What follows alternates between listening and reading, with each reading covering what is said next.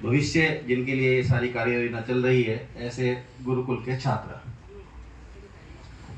सर्वप्रथम आप सभी को मकर संक्रांति की हार्दिक शुभकामनाएं।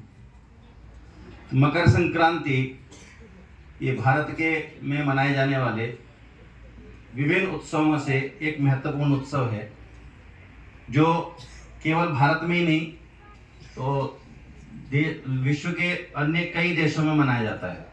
कंबोडिया, नेपाल, थाईलैंड, श्रीलंका, बहुत सारे देशों में ये अलग अलग नामों से मनाया जाता है। भारत के अंदर भी विभिन्न क्षेत्रों में ये 2-3 दिन का कार्यक्रम चलने वाला रहता है और विभिन्न नामों से, तो कहीं पंजाब में लोहड़ी, साउथ में पोंगल, कहीं संक्रांत, कहीं मकर संक्रांति, कहीं उत्तरायणी, कहीं बिहू पूरब में, ऐसे विभिन्न नामों से इसको जाना जाता है। इसका विभिन्न महत्व है। वैसे तो मुख्य वक्ता जी बहुत सारा कुछ बताएंगे आपको, मैं उनके अधिकार क्षेत्र में ज़्यादा दखल देने का प्रयास नहीं करूँगा, परंतु फिर भी 2 अयन होते हैं हमारे कैलेंडर में। एक होता है दक्षिणायन, एक उत्तरायण।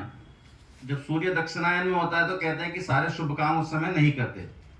जब उत्तरायण होता है तो उसमें बहुत सारे शुभ काम प्रारंभ होते हैं, मंगल काम प्रारंभ होते हैं, और कहते हैं कि उत्तरायण में आने पर जो काम करते हैं उससे सीधा अपने गंतव्य को प्राप्त करते हैं। एक उदाहरण हमारे इतिहास में है महाभारत काल का, कि पितामह भीष्म महाभारत के युद्ध में वो बाणों की सैया पर आ गए, लेकिन वो पितामह भीष्म थे तो उनको इच्छा मृत्यु का वरदान प्राप्त था।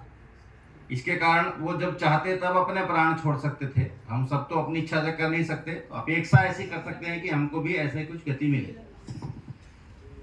महाभारत के युद्ध में जब बाणों की सैया पर भीष्म आ गए तो उन्होंने अपने प्राण नहीं त्यागे, प्रतीक्षा की कि जब सूर्य उत्तरायण में आ जाएगा तब मैं अपने शरीर को त्यागूंगा। तो कष्ट सहा उन्होंने, सब कुछ किया, पर चूंकि वो सक्षम थे ऐसा करने में, अपनी इच्छा के आधार पर प्राण को त्यागने में, इसलिए उन्होंने उत्तरायण की प्रतीक्षा की और मकर संक्रांति के दिन उन्होंने अपने प्राण त्यागे। कहते हैं कि सीधे मोक्ष को जाते हैं, ऐसा महत्व है।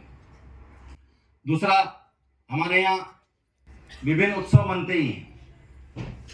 भारत उत्सवों का ही देश है, तो हम अलग अलग, हमारे मन में ये विचार आ सकता है कि सभी उत्सव, दिवाली, होली, अन्य अन्य, ये अलग अलग तिथियों को, तारीखों को पढ़ते हैं, लेकिन मकर संक्रांति ये लगभग निश्चित दिन पर ही पड़ता है। ऐसा क्यों है? तो हमारा जो कैलेंडर बनाया गया है बड़ा वैज्ञानिक कैलेंडर है।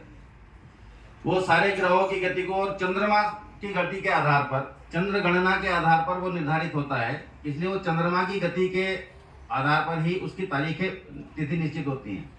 परंतु मकर संक्रांति ये सौर गणना के आधार पर निश्चित होता है, सूर्य की गति के आधार पर। तो इसलिए ये निश्चित सा हमको रहता है, पर ये भी एकदम निश्चित नहीं है। इसमें भी सही गणना जब करते हैं तो 72 वर्ष बाद एक दिन मकर संक्रांति आगे बढ़ जाती है।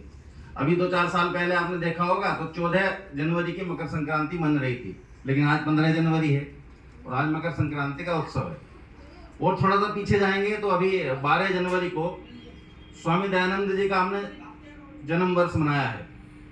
तो 12 जनवरी थी, सन 1863 था, लेकिन उस दिन मकर संक्रांति भी थी। तो हमको बहुतों का ध्यान दो। तो कालावधि का अगर गणना करेंगे तो वो 72 वर्ष में एक दिन आगे खिसकता है। उसके कारण ये ऐसा होता है, अपनी निश्चित गति पर चलता है। समय का प्रकृति ध्यान रखती है, समय से सब काम होते हैं तो ठीक रहता है। और